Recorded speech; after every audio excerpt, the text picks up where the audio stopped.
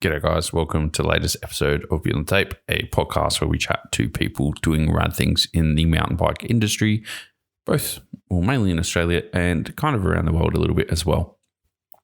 This episode is absolutely rad. I'm joined by probably one of the most positive people I've ever met, someone with the biggest can-do attitude and someone that's probably pulled a lot of people out of some dark places just from being a rad human on the internet. We're chatting with Fletcher Crowley. Fletcher had a huge accident about 10 months ago, I think he said.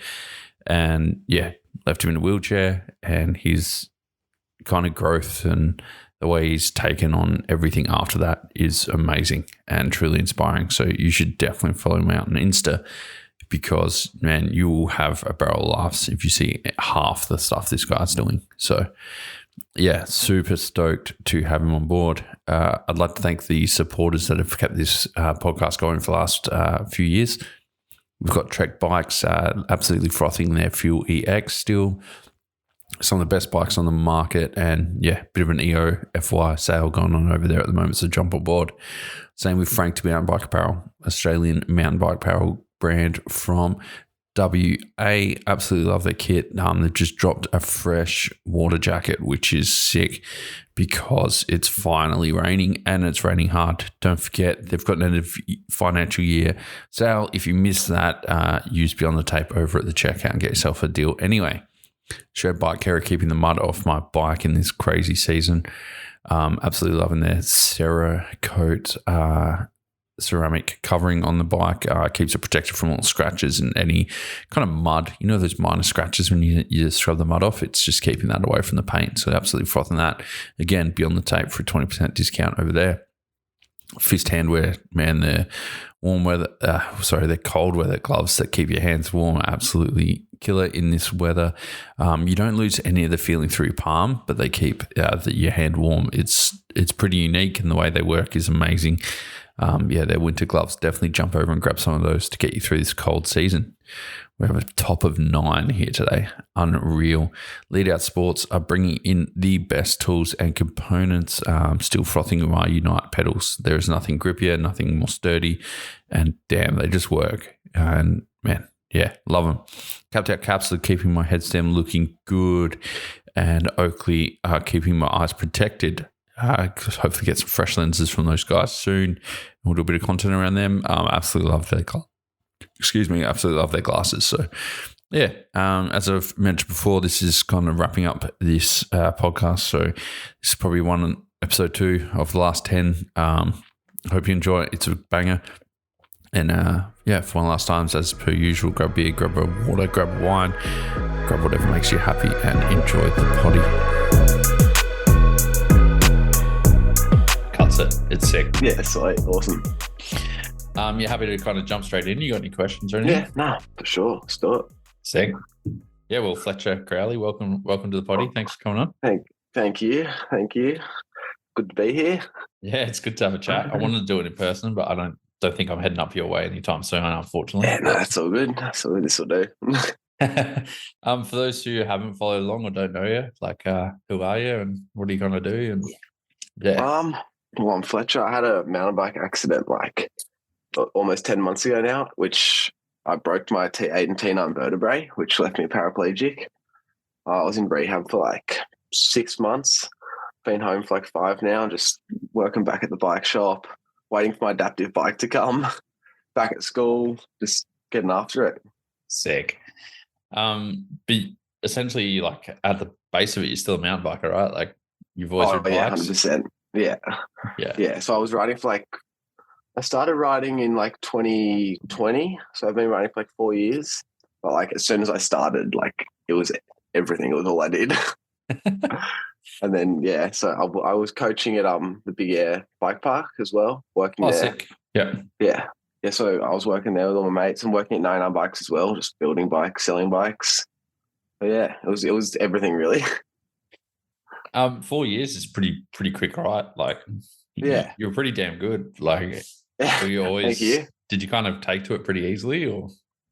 I don't know. I think so. I think so, it was when I like something, it's all I do. It's like every spare minute I was up like Red Hill building jumps or just local trails, riding with my mates. But yeah, like every night I was at Big Air riding there, or if I wasn't working there. So yeah, it was really everything. And yeah. Were you always into like because you ride slopestyle, right? Like that was your main kind of thing. What? Yeah, I rode like trails for like, I've always ridden trails. I still would say I ride trails. Just get lazy and can't be bothered to run up the hills. But yeah, so I started riding trails, and I did that for probably only trails for like a year and a half, and I got my first dirt jumper, and then that kind of took over, and then that was all I rode. I just love doing tricks and getting there. What introduced you to it? Like, how did you kind of get in? Like, that's a good question. One of my mates who lives across the road, he got me into riding. Like when I like just started riding on some shitty hardtail around these trails near my house. But then I think then I just started meeting people, and they would all have dirt jumpers, and I borrowed one of my brother's mate's dirt jumper for like a year, and I just like flogged it. And then I was like, yeah, I need one of these, and Dad got me one for Christmas, and then yeah, just went from there really. And then that was took over my trail riding. That's sick. You're pretty it's pretty good like freestyle slopestyle scene up there, right? Like with Big Air and Red Hill. Because you got Tommy Wrigley and Jaden, we got them, Jaden, yeah, Leroy. Yeah, we got it's kind of dying though, which is pretty sad if I'm going to be honest. Like, because Big Air, when that burnt down, that kind of, because when that first started, there was like, you'd see if you drive somewhere, you'd see 10 kids riding around on dirt jumpers. And then that went off, and then as that was like growing, everyone was going up to Red Hill and building and riding there. And then Big Air burnt down, and then probably 4 months later, I had my accident. So during those, Big Air burnt down, and we didn't know that it was going to shut down fully. So we all went up and built this jump up at Red Hill. Not all of us, like 6 of my mates probably, and built this jump up at Red Hill while that was burnt down. Then obviously started riding it, and then we didn't actually know that Big Air was shutting down fully until after my accident. So we were always riding that, just waiting for Big Air to open. Yeah, and then I think like probably 2 days after my accident, we heard that Big Air was shutting down. So I was in ICU and I saw it and I was like, shit. Everyone was like, no. And then after my accident, Red Hills just kind of died as well. Like there's 2 kids who are up there building now, but it's like, like the scene's just slowly going, which sucks. It was kind of like a freak accident that it all burnt down, right? Like it was next door shed 100%. Or something? Yeah. So it was next to, I don't know, I think like the mechanics started it, and then it went to like the storage unit next door to that. Then it went to the gymnastics next door to that. And then Big Air was the next one. Yeah. So they burnt down like 3, and then the Big Air wall was cooked. So we thought that we were just going to have to replace the wall, but then they were like, no, we have to take the whole thing down. That sucks. Yeah. Because that was a mecca, right? Like there was so many kids there. Yeah, that was like, that's what like fully made the scene like blow up.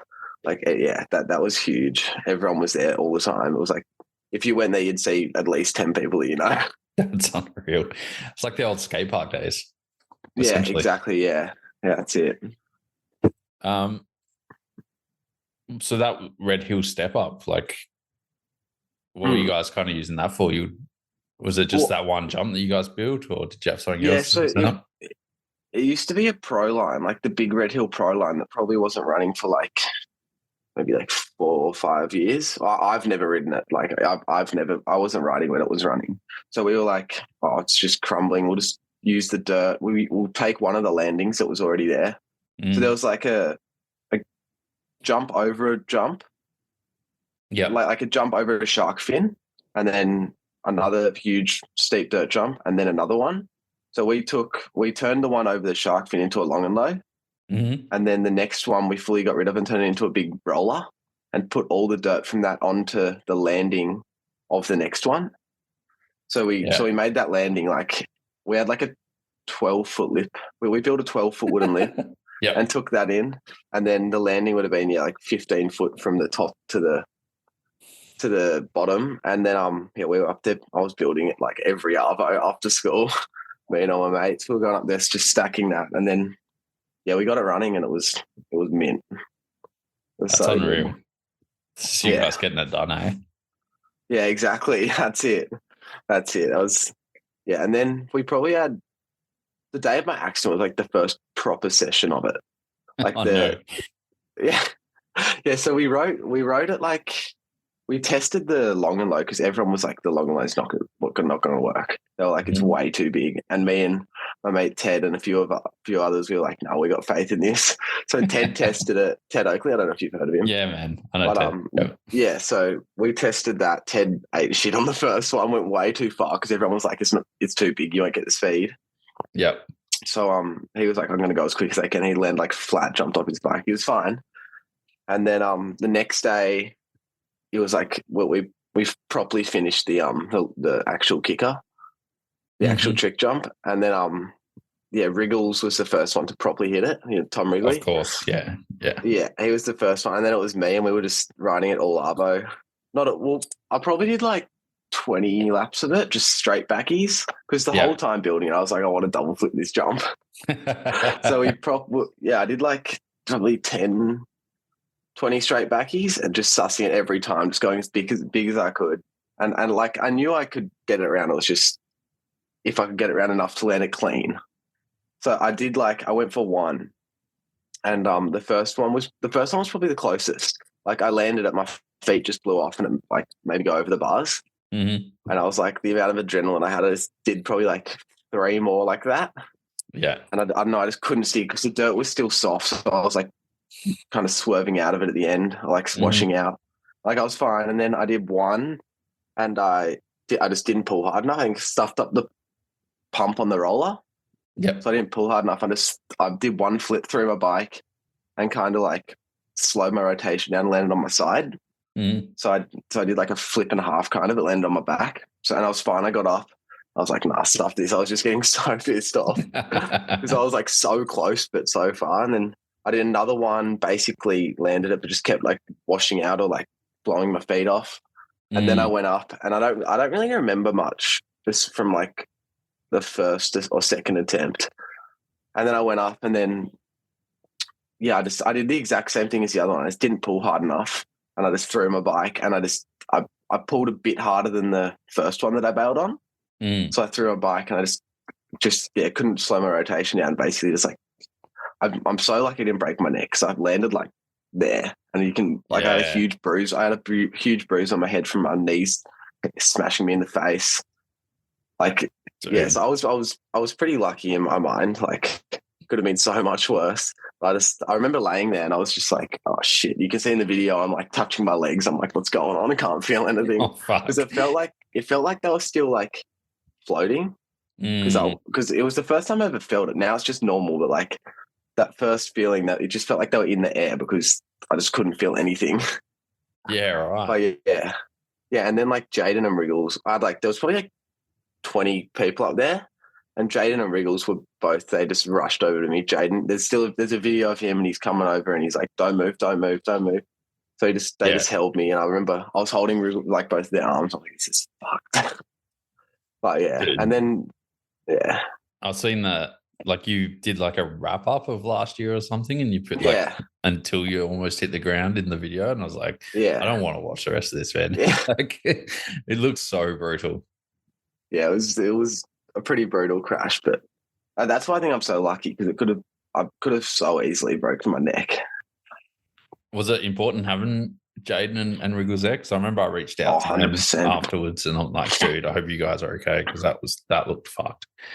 Like, yeah, I remember they were both. I was like looking up at them. They were both. I just kept saying, "This is fucked." And they were both just closing their eyes and like, "You'll be right, mate." But they helped a lot. Like I was like, apparently, I don't remember being in any pain. I just remember like Jaden keeps saying to like today, like you were just talking so much shit to us. But I don't really remember any pain. Yeah, right. Just full loss of like that floating feeling. Yeah, exactly. But besides, I don't really remember much from like looking up at Jaden and Wriggles to like maybe 6 days after in ICU. Yeah, right. Was it? I don't know why. I think it's just adrenaline. But or like the first part would have been adrenaline, but then I think after it was just the amount of drugs I was on. I know, like it's kind of like I guess for childbirth and some things like that. Like your body will forget the pain like Yeah. afterwards. It's such I a wouldn't be weird, surprised if that's it. like you know you were hurting, but you don't remember what it actually felt like. Like it's such a Yeah. weird phenomenon. Yeah. Yeah, it Were could be you, that. I don't know. Never really thought about that. were you hellied out, or like how'd you No, kind of they were get from going there? to. They were going to. Well, mum and dad were at well, dad was food shopping. Mum was at home with one of Levi's mates, my brother, and Yeah. and him and his mate were hungover, and mum didn't have a car. And I called dad, and I was like, I didn't want to scare him because I hate scaring him whenever I had a crash. So I was like, "Oh, dad, I've had a bit of a crash. Do you think you can come up to Red Hill?" And he's like, "Yeah, all right, you're good." And I was like, "Yeah, maybe just come up if you can." And he was like, "Yeah, all right." And then he called mum, and he was like, I think, can you run up to Red Hill? I think Fletcher's had a crash, and he just sounds a bit off." Fuck. So mum got Levi's hungover mate to drive them all up. No and they way. got up there, and there was like 5 ambos and like 3 fireys and like 3 cop cars. Shit. So they were gonna heli me out, but then they were like, it'll just be too bumpy. So instead they got like this, they call it the green corridor, where they like, so I'm in an ambo, and then no sirens or anything, just like 2 cop cars at the front, 1 at the back, and they just turn every light green. No way. For us. So all the other cars stop, and we just A-lined it straight there. That's sick. Yeah. What did your mum tell? What was your mum's reaction when she rocked up and just seen half the I think New South Wales like police force there? She was like, she just knew she had to be chill for me. Yeah, okay. Otherwise it would have freaked me out. But dad's like the opposite. Yeah, right. So she was super chill. But yeah, I think dad was more worried than, well, she was obviously worried, but she held it together more. Yeah. But yeah, so she came in the ambo with me, and dad went in the ambo behind us, and yeah, they just met us at the hospital. Yeah, right. That's unreal. Yeah. Was Jaden and Tom, did they come with you, or were they still just at Red Hill? No, it was just me, mum, and dad, and I don't know where they went. I guess they would just gone home and been like, what the fuck just happened? I can guarantee a beer was involved. That's for sure. Yeah. yeah, 100% with those 2. Yeah. What was like going through your head? Like, did you have? Do you know anything? I got feeling back in my toes in the ambulance. Okay. But like, I don't really remember much at all. I remember the paramedic just wouldn't let go of my head, like holding it stable. And all I remember was just looking up her nose. Yep. Yeah. So I just had to look up, and she was just there. Like, but yeah, I don't really remember much at all. Yeah. Do you remember getting to the hospital, or you don't remember that at all? Not really. I know that when we got there, like I went straight into, I think mum and dad saw me once before I went into surgery, and like none of us knew what happened. Okay. Yeah, right. Like we were still pretty lost, but yeah, I went straight into surgery, and then I think that was like 9 hours. So I'm an accident like 4:12 or something in the Arvo, 4:22 or something, and then I was in surgery about like 10:30 at night. So they were like, because my spinal cord was compressed, so the longer it's compressed, the more damage you'll get. So they were like, "You're so lucky that got done so quick," because some people it's like a day, and mine was like 5 hours. So I was super lucky. Because they obviously just rush you straight in for like CTs and all the scans and everything. Yeah. But they don't tell you that? Did they tell you broken your back, or like?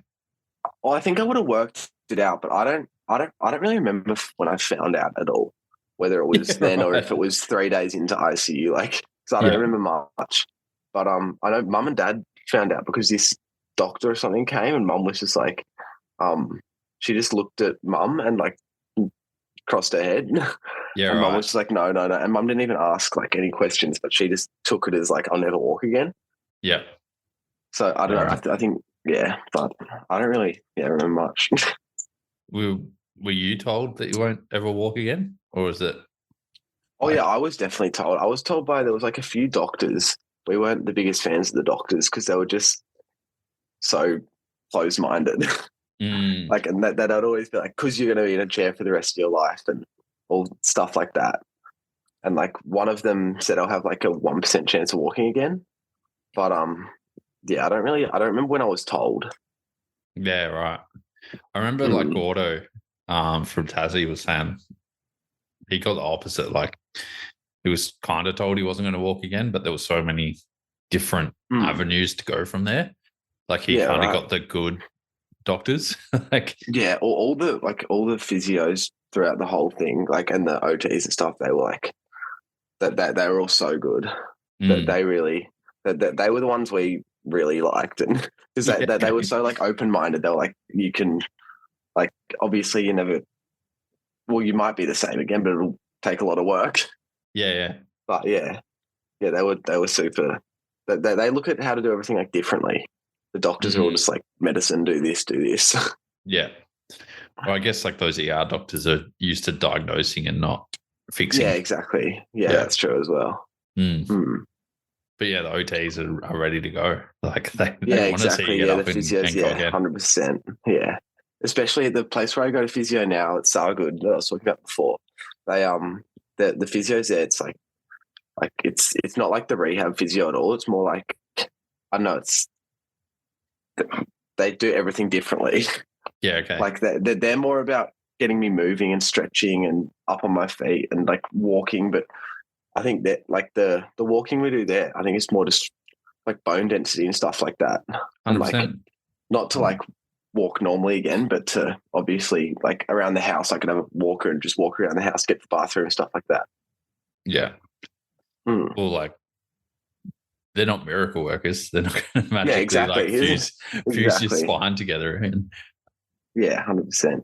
How long were you in the ICU like for? Was it a few months? And I was in ICU for 8 days. Okay. And then the spinal ward at North Shore, I was there for like 3 months. Wow. Yeah. And then I was at Ryde for 3 months as well.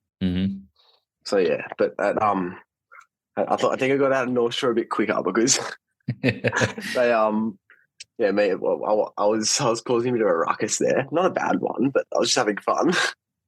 And we put me, Jaden, and Leroy put a sign on one of we pushed a huge Christmas tree. It would have been like 2 stories tall. And I would like get my chair against it and like push it to like this balcony. And then we hung a Get Silly sticker on it. You might have seen the video. Dude, I think I screenshot it and sent it to so many people because it was one of the funniest things I've ever seen. Yeah, so we did that. And then I got back to the hospital at like, would have been like 9 o'clock, like 2 days later, because I went to the pub with Jane and Leroy, and the chief executive of the hospital was there in the ward waiting for me. Because they weren't happy about that one. But yeah, they took the sign down and put a fence around the Christmas tree. So when I saw that fence, I fucking lost it. I lost it so hard when you put that photo of like the barrier around the tree. Yeah, because I'm guaranteed people walked into the hospital and went, "Why do they need a security banner around the tree? Like, what could possibly happen?" And I bet it'll be there like forever now. Every time the tree goes up. Did they like see you on security and stuff like that? Is that well, apparently someone sent my Instagram story to them. Oh, okay. Yeah. Apparently some Karen was just like, no, he's causing danger. The fun police.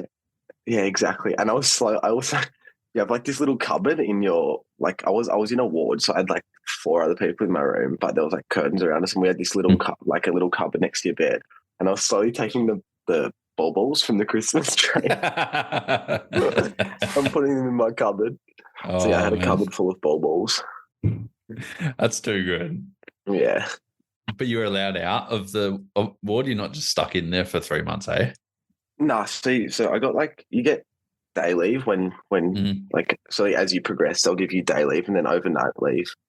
So sick. I got overnight leave once I got to Ryde, but not at North Shore. So yeah, I was allowed to leave. Yeah, that's sick. What was your, I guess like your stay was probably one of the most entertaining things for people outside, but like, oh yeah, with it, I remember just seeing some of the stuff and it was amazing, like your socials. But yeah, was it always as fun, or were there days where you just like, get me out of here? No, it was like towards probably, because I was at North Shore for a really long time compared to some people. just because there weren't beds for a ride, the rehab place. Yeah. So I don't know, like I enjoyed every day because I became best friends with the physios and like all the other patients. Like I was just mates with all them. So I wasn't. There weren't really bad days, I don't think, but like there was more to. I want to progress my rehab, so I want to get to ride sooner. Yeah. Okay. Yeah. But yeah, but when I was at ride, like maybe the last 2 months, I just wanted to get home so bad. Well, yeah, but then where's the positivity come from? Like, and turning it into a good thing? Because I guarantee there would have been people around you that weren't in that frame of mind. But I don't know. I think I'm just like, I just get bored, so I just make everything fun. Yeah. Like I can't just sit there. I can't just sit there being like, oh, it's physio in 5 hours. Yeah. I'll just go and do something. Like there was this other guy in rehab called Caden, and we used to get the ferry to the city and just like mob around the city at night, go get a feed, and yeah. So I just always found things to do. Like drawing Strava dicks on the oval. Yeah. And that was another good one. Yeah, like that one as well. And like I would just go explore like the rehab so much. Like I found my way into the kitchen. They're like all free soft drinks. Shit. Like yeah. I knew that place like the back of my hand. That's unreal. And then what's different about like the ride program and then the hospital? Like how's that kind of differ, I guess?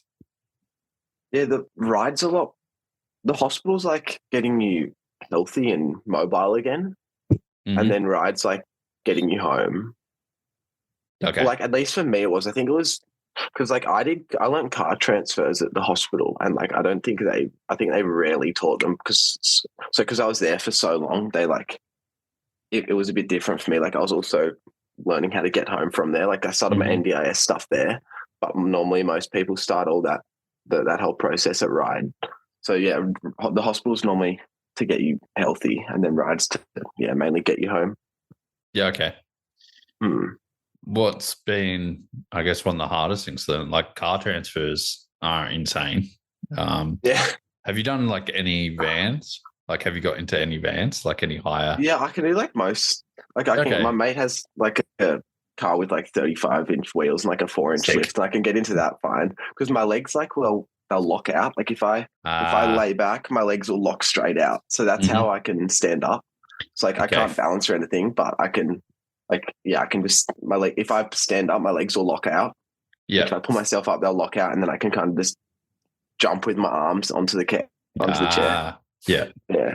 Because I've seen Grant get into some vans, and I'm like, dude, most people couldn't do that. Like he just uses his arms and just hoists himself up there like one-handed. Yeah. It's unbelievable. But like, is there been anything that's been like particularly difficult for you? Not really, I don't think. Like the car transfers, like when I learned them at North Shore, I was like, these things are impossible because like in my head had always hit. I'd be smacking my head everywhere. I'd be falling in the middle. But then I don't know. When we left North Shore when I moved to ride, mum drove me, and we didn't have a slide board, which is like this plastic thing that you can like put on your chair to the car seat. So you can like if you don't make it, you can just land on that. But then we didn't have one of them, so I was like, "Oh shit, here we go, mum, let's go for it." So like, I don't know, it made it so much easier because I didn't rely on it. I just had to like basically just launch myself, and like ever since then, car transfers has been like not a problem for me at all. Once you don't have that safety net, you're like, I've got to do this. Yeah, exactly. Yeah, 100%. You just like go all in.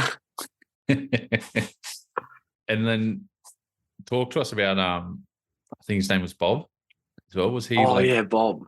Was he with you for the whole thing as well, from hospital to ride, yeah? So or was it just ride?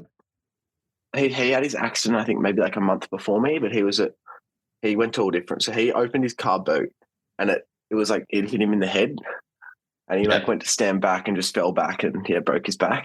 Oh really? Yeah. Wow. So that's how he had his accident. But he was at North Shore for like a month before me. And then we were at North Shore together, and he left maybe 3-4 weeks before me. So we spent most of our time at North Shore together. and then ride. We were there together, and he left after me. So yeah, we were like best mates through that whole thing. We were going little drives together in our chairs. Like we were just doing everything together. That was, it seemed like camaraderie was like a big part of your recovery. And then seeing you 100%. kind of share that with people you didn't know was unreal. Like, because you obviously didn't know Bob when you got in there. But yeah, nah. I remember the first time I came into rehab came into the gym at North Shore, and he was just in there talking shit, talking shit to the physios, just trying to walk. I was like, I like this guy. and then I rolled in the next day, and he's just there, and he's just holding the finger up at me. It's like a piss good. I was like, this guy's a legend.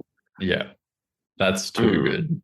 But he's obviously got that positive attitude as well, right? Like, yeah, he does. He definitely has his down days. So like, we've been on a few sad brekkie dates with him. Yeah, okay. Been bacon and eggs upstairs, but yeah, he's at a nursing home now. But he didn't want to go at all. He was hating it, but I bet he's liking it a bit more. Yeah, yeah. What was how did the crew or the hospital staff enjoy your poker matches, or you guys like tattooing out of the hospital and stuff? Like, yeah, no, because we used to have Friday night poker and beers at North Shore. Yeah, I saw that. And Jaden and all those boys used to come, and that was where the tattoo gun came out. So yeah, we were sitting on we were just doing tattoos out on those tables out the front of Royal North Shore Hospital, and like it probably took half an hour for the security guards to come out and tell us no drinking area, but the tattoos were fine. The beers got put away, but the tattoo gun didn't. That's unreal. Was like tattooing something you wanted to do, or like not even? I don't know, because I had that Get Silly tattoo before my accident. Mum and Dad didn't know, and I was in ICU, and I told the nurses that Mum and Dad didn't know, and so I was like, you can't show them. I don't know why, because they're not strict parents. Yeah. And so the nurses were rolling me to like make sure I didn't get pressure sores. And mum walked in while they were rolling me, and like the sheet was off me. So mum saw the tattoo. She's like, "What is that?" And the nurse quickly covered it up with a sheet. I was like, "Nothing." And then from there, Dad was like, "Why don't you just tell us, mate? We don't care. We both have tattoos." It's like, yeah, true. And then I ordered a tattoo gun off Amazon, and then just went from there. I reckon I've given out 40 to 50 Get Silly tattoos. That's sick. Yeah. Where did the Get Silly thing come from? Was that you, or was it like something else? Or? Yeah, I don't know. It would have been a mixture, like me, Jaden, and Aiden Coates, another local rider. Mm-hmm. And I know we always just used to say it while riding. Yeah. And then one of our mates, he had a tattoo gun, and I was like, "Oh, yeah, give me that." So like it would have been March 2023. I reckon I got that, and then like I was dropping in for the runs when I had my accident. And I remember I was screaming, like in one of the videos, you can hear me screaming out, "Get Silly!" I'm pumping the roller. And then in the video of the crash, you can hear there's this other local kid, Jamie. I don't know if you've heard of him. He rips, but he in the video he's there going, "Get Silly, Fletch." And then I'm like, so and then I just eat shit, and I'm just laying there, and he's like, "Oh, too silly." Yeah, too silly. And then everyone's like, hashtag got silly. That's so good. Yeah. But what was I guess, did you guys talk about the accident and stuff while you're playing poker and stuff, or like were you and Tommy and that like kind of going through it together? Like how'd that we've definitely spoken about it a bit. Like I know a lot of my mates just don't like talking about it, but I'm like the opposite. I'm like the complete opposite. I love talking about it. I don't know why. It's entertaining. But yeah, we definitely all spoken about it 100%. Like how especially mates who weren't there, like how they found out. Because all my schoolmates who like don't ride, none of them really knew. I was meant to see one of my good mates, Jet, after. And he kept calling me, I just wasn't answering. And then in the morning, I sent him a snap of me in hospital with like a full neck brace on and like all tubes coming out of me. I was like, I've done a mischief. And he's like, what? And then, so I wasn't allowed anyone in then, but all my other mates at school, like none of them knew. And there was English test that day. And I probably should add, like every run I was doing trying the double flip. I was like, oh, it doesn't matter if I crash. I got an English test tomorrow. And then Yeah, fair enough. And then I was laying on the ground and I was like, oh, sweet, I'll have an English test tomorrow and don't have to do it. And I was like, oh yeah, I was not ready for this test. But so all my mates, they found out because the principal came in and was like, yeah, kid New Year's had a serious injury and he's in ICU. And they were all like, oh shit, where's Fletch? And then Jet told all my good mates because he was the only one who knew. Yeah. But yeah. Did you go back to school after accident? So I'm doing school now. I'm bit behind. But so I was doing school at the hospital as well. Yeah. So I had like 2 teachers at the hospital. Sick. And then I was doing that at North Shore like every day, like 3 classes a day. Mm-hmm. And that helped a lot, I think, gave me something to do. But then at Ride I was doing Zoom with the teachers from the hospital as well because there wasn't a school at Ride, but they had a hospital school at North Shore. Mm-hmm. And then, so now I'm back at school full time and there's a lift at school and Yeah, it's not like you can just miss 6 months of school, right? Yeah, exactly. Well, I mean, I kind of did. Like some of my attendance is like 50%. So I've missed a fair bit of year 12, but I'll be right. Should be good. Yeah, exactly. Is it different kind of going to school and stuff like that, or is it all? Yeah, there's another kid in a chair with cerebral palsy. So me and him like have a handshake. Sick. so we like race and because he's obviously got cerebral palsy, so he's not like as verbal and stuff. But but yeah, some days because he goes to the gym with me as well. Like so, some days we'll go the same day and I'll see him there. But Sick. like some days he'll feel like come up and talk to me, and then some days he's just like, nah, too cool for you, and just won't say a word. Fair enough. Yeah, exactly. It's like I've stolen his fame. At school. Taking over the territory, man. Yeah, exactly. That's unreal. I love hearing stories like that. Yeah. Talk to us about the bowhead, because I've seen that you may have already ridden one or got in one. Yeah, so I went to Sargood like 6 weeks after my accident while I was at North Shore for like a day trip to see what it was about. Mm-hmm. And I rode one there for the first time. I was like, this thing is so sick. Because I'm sure heaps of people listening will know Grant Allen. Mm-hmm. He's like, as soon as I post, or I don't think I even posted, I think one of Dad's mates from work just like found every single, like he just researched every single mountain biker and like found Grant. Mm-hmm. Every single like pro mountain biker and like adaptive rider and found Grant. And yeah, so Grant called me. He told Grant to call me. So Grant called me like day 3 or 4 of my accident. Sick. And we would chat like every week, and he's such a legend. And so I rode a bowhead at Sargood, and then I was like, I need one of these. Yeah. So yeah, I've spoke to Grant about it heaps. He helped so much with getting like the AT report and stuff done for NDIS, because NDIS, like from your first plan, I think it's normally super hard to get such, because the bowhead's like 50 grand. Yeah, and, it's like, ridiculous. Yeah. Yeah. Huge. So it took like a lot of the therapists and stuff around, they were like, we'll try as hard as we can to get one. But like we've never seen one get approved in the first NDIS plan. So yeah, we got like Grant helped heaps. I test rode 2 to put in the report to say like it worked and everything. Mm-hmm. Test rode all the other different adaptive bikes to say this is the one I need, because the bowhead's like, I think the best in my opinion. By far, yeah.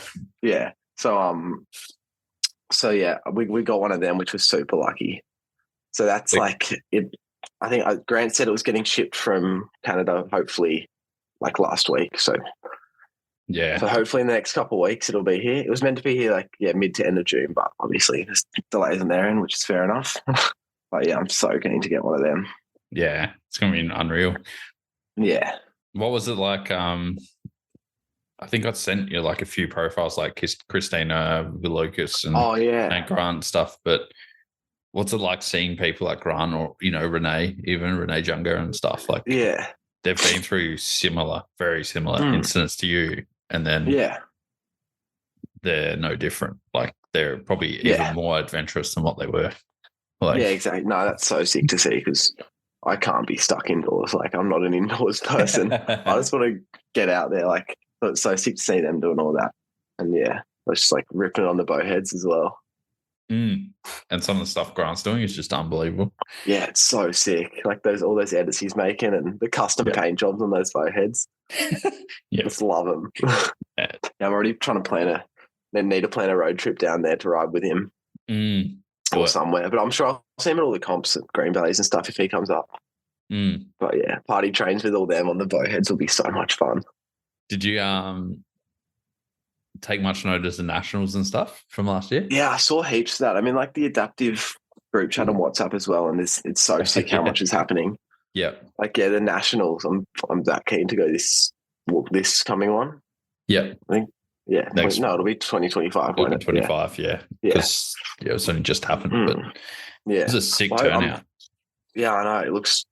It's just growing heaps. Like I feel like before my accident I didn't even know about it, probably because it didn't relate to me. But I feel like it's also growing heaps even since I had my accident. Like there's just heaps more people riding and stuff like that. It's getting more mainstream coverage as well. I feel like Pink Bike did a bunch of stuff on it last couple of months, like heaps of stuff with Grant, and then I forgot his name, but he's in Canada and he's ripping on like a four-wheeled Stacy something. Oh yeah. Yeah. Yeah, the guy in Whistler. Yeah. No, he rips. He's like full on this quad bike thing and he's just going huge on A-line. It's unreal. And he's been doing it for decades. Like I remember seeing him in New World Disorder when I was 18. And that's way too long ago. Like I've spoken to guys who like lived in Whistler like 5 years ago and they're like he's been ripping like forever. Exactly. And it's cool to see, hey? Yeah, so sick. What other plans have you kind of got going into the future? Like, I don't know. I want to ride from Perth to Sydney next year after school. Sorry, what? Yeah. Okay. I got to get it all planned out. Like, because I saw a net story from Ned Brockman. I don't know if you know him. The guy who ran from Perth to Sydney. Yes. Yeah. Just some sparky. He was just like, I'm just going to do it for mental health. And he just ran it like the fastest anyone's ever ran it. And he didn't train for it or anything? Like it was just... I don't know. Well, he was like, apparently he came back and he was like broken. Yeah. I remember the one. Yeah. I think he was like a runner, but he wasn't like trying to make a career out of it. But yeah, so I saw one of his stories and I was like to Dad, like, I want to ride that like maybe a week in from my accident. It's like ever since then I just wanted to ride it. But yeah, I got some planning to do. Have you heard of the IndyPac race? No. So India Pacific, Indiana. No, I haven't. Yeah, so Curve and those crew put it on for a few years. I think it's still running. And it is a race literally from the Indian Pacific in WA through to Sydney. And you dip your bike. You're supposed to dip your bike in the Indian Ocean and then ride it all the way and then go and dip it in the ocean at Sydney Harbour. Yeah, right. Yeah. I'll send you more info after. Yeah, I need. And if anyone listening knows how I can make it happen, and anyone who's done it, because I need some tips. Because it's, I think the fastest time was like 11 days. Like it's unreal. It's ridiculous. But I don't think I'll be doing it that quick. Nah, definitely not. But I saw there's this company making adaptive camper vans, so I'm going to need to hit them up as well because I'm like that'll make it heaps easier as well. Well, I think Gordo should have his by now, I reckon. Gordo from Tassie. He might be worth talking to because I know he's for sure getting one built from somewhere up your way. A camper van? Yeah. Yeah, right. It's probably the same people. Yeah, that's sick. So, he lived in one before his accident and now he wants to do it again. So they're building him an adaptive one. Good on him.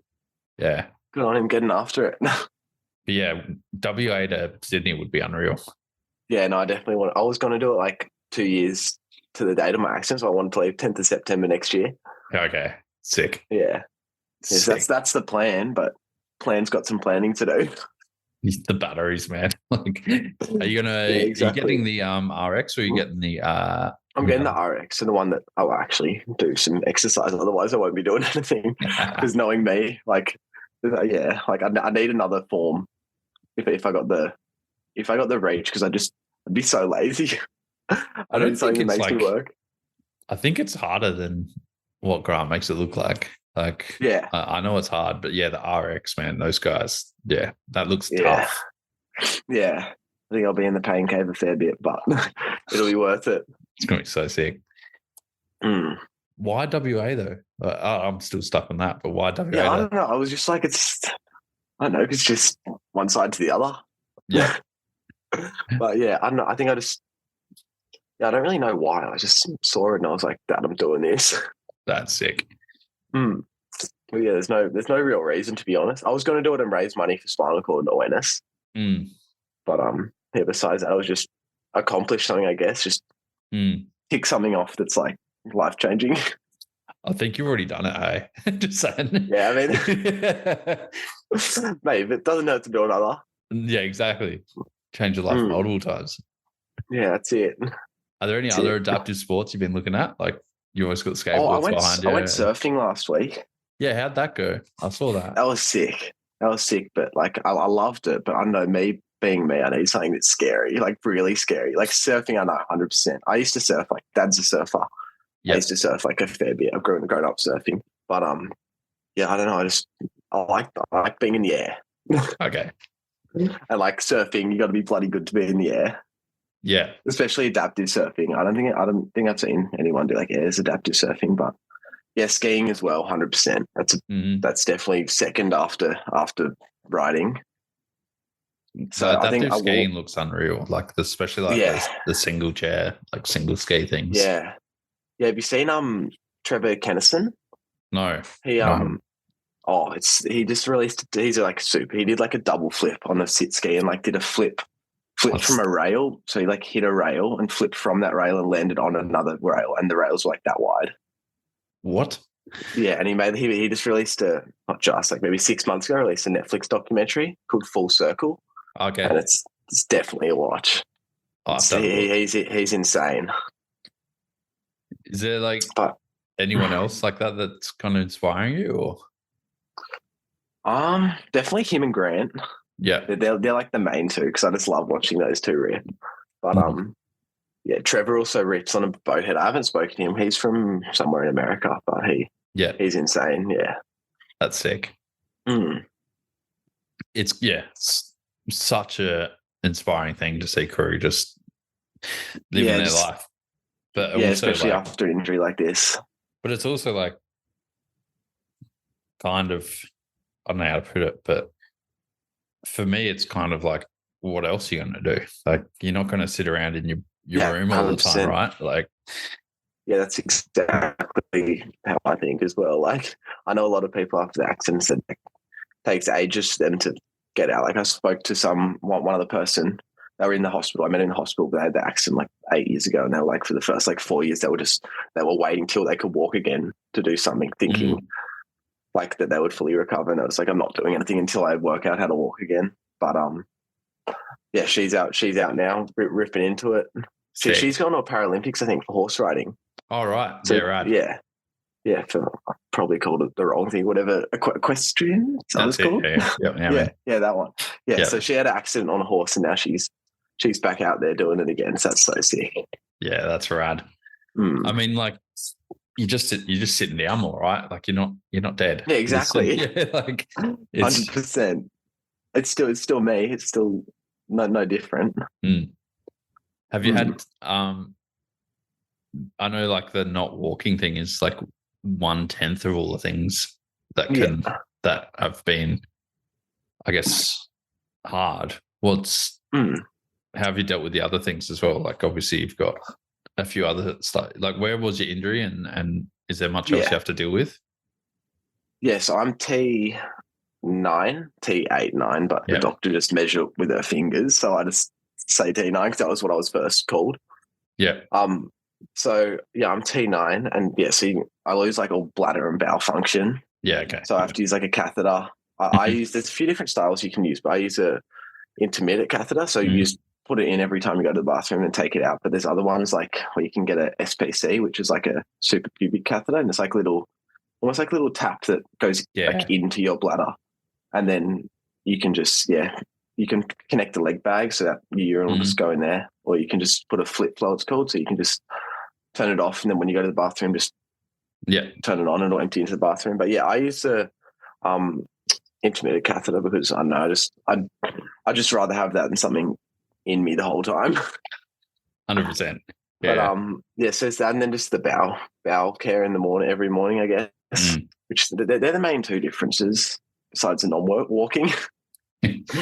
But they're the two main things, and like spasms as well. Like my legs will just constantly just do these ones, and people obviously don't know me super well and don't know about spinal cord injuries. They're like, is this guy moving his legs? Yeah.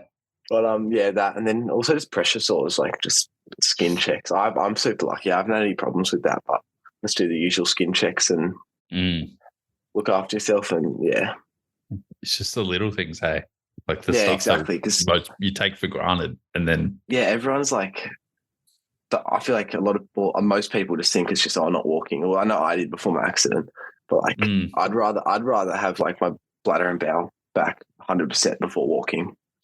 Yeah, 100%. Like, just make it so much easier because like your whole day has to revolve around it, and like UTIs as well. Like I get so many UTIs. I'm trying to crack down on them, but I've probably had like 3 in the last month and a half.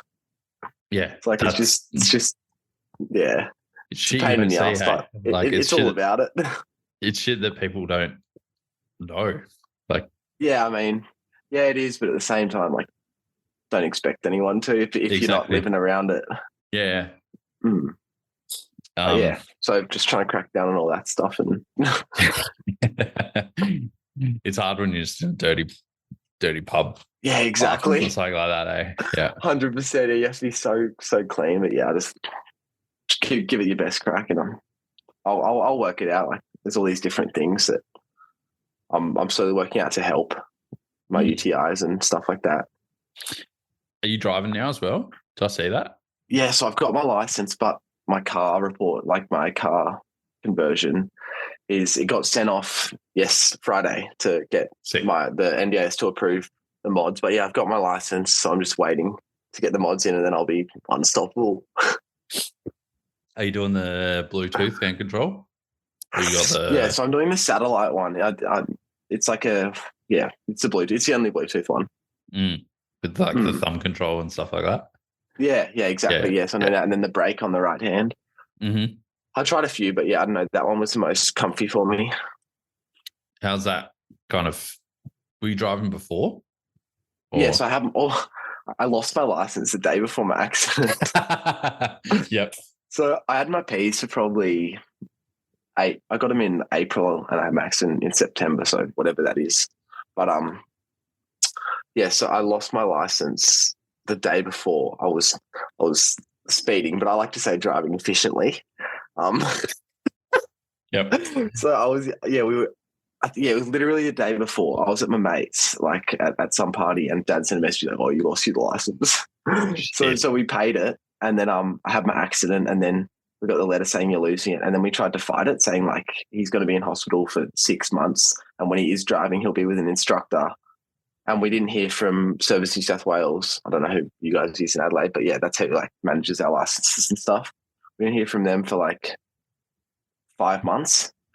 And then we got a letter. So we were like, oh, yeah, sweet. They've just gotten rid of it because it's understandable. Like, yeah. And then we got a letter, and they're like, oh, no, you're losing it from now. So I had done like 2 lessons, and then I lost it for 3 months. And then I was home by the time, so I had to drive 45 minutes to ride like 6 times to do 2-hour lessons. Yeah. So, but I've got my license now, so that's all over and done with. Oh, shit. That's fun. That was a bit of a pain in the ass, but we got there. I don't even think I can get my license transferred to New South Wales at the moment. I need to check that out. I was speeding fine up there from ages ago, and I just refused to pay. Oh, really? Yeah. They can need it back. I was doing like 110 because all our roads are 110 here. Yeah, right. Not 100. On a highway. Yeah. Oh, right. Most of ours are 110. There's some weird ones though. This definitely was and should have been 110, but the cop got me. Right.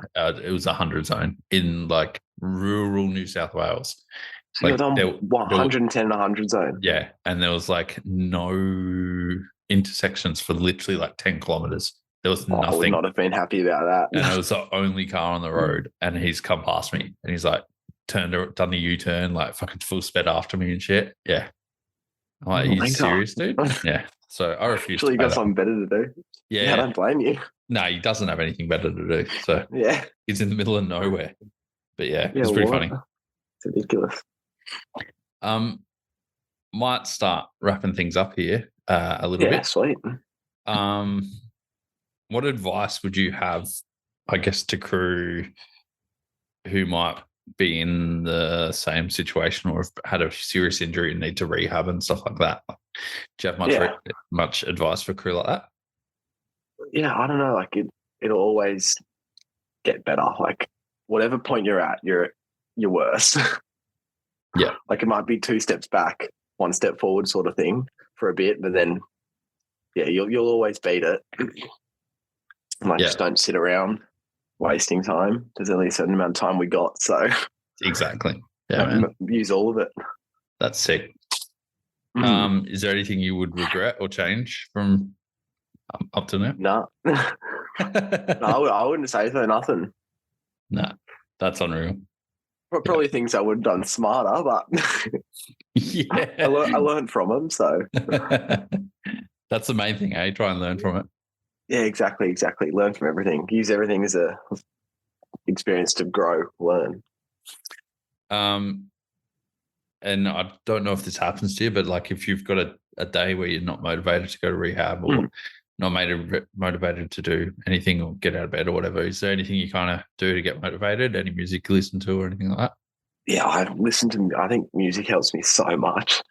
I listen to so much music, and like sometimes a song will just come on and just G me up so much. like I'm never don't want to go to rehab. Some days at rehab I'm like, because it's like whenever I'm walking, it's like so much work.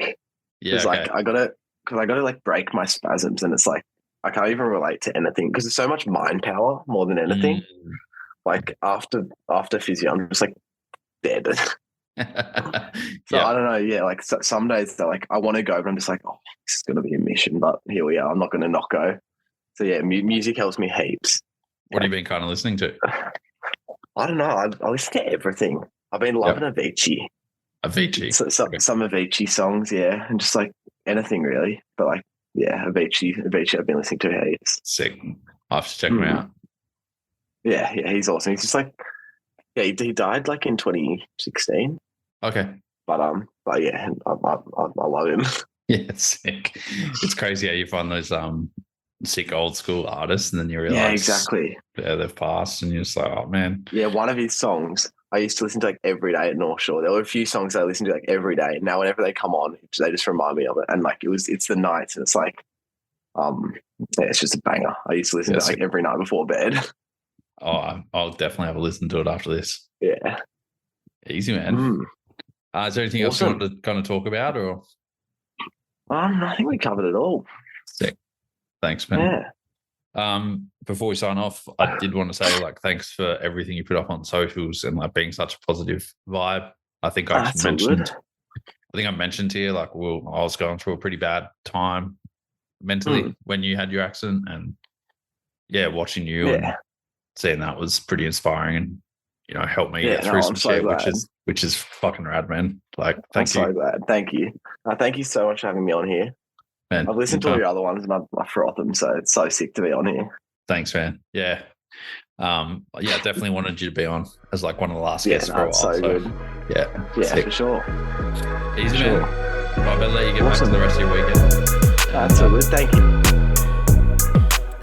There we go, guys. That's the end of that episode. I hope you enjoyed it. It's an absolute banger. Loved talking with Fletcher. Super positive guy, and loved everything we chatted about. As he mentioned the doco Full Circle. Definitely go have a watch of that. I watched it just after this podcast, and it's amazing. So, yeah, definitely highly recommend that one. Follow Fletcher on socials. Follow Get Silly on socials, and you'll have a great time. As per usual, share the potty around with people. It's one of the last episodes. I don't care how much it grows, to be honest. But thanks to our supporters, Trek Bikes, Franked, Shred, Fist Handwear, Lead Out Sports, Capped Out Caps, and Oakley. Without these guys, we wouldn't have been able to do what we do. And in fact, without you guys sharing in the past, we probably wouldn't have been able to do what we do. So really thank everyone. And yeah, I'm pretty keen for the next couple of episodes because we're going out with a bang, that's for sure. Anyway, till next time, have a bunch of fun.